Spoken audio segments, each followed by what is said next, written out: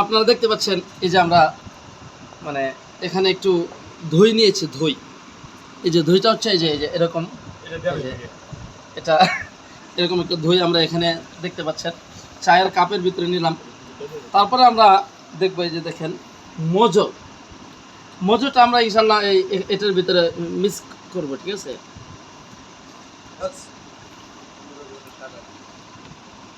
এটা আসলে আমি জানি না এটা কি পরিমাণ যে মজা হবে, তবে একটু আমরা এটা একটু আগে মিক্সচার করে নেই, তারপর আমরা ইনশাল্লাহ আপনাদেরকে দেখাবো। বিসমিল্লাহ। আহ, কি যে টেস্ট, মানে আপনারা যদি একবার না খান এটা যদি আপনারা একবার না খান তাহলে এটা টেস্টটা আপনারা বুঝতে পারবেন না।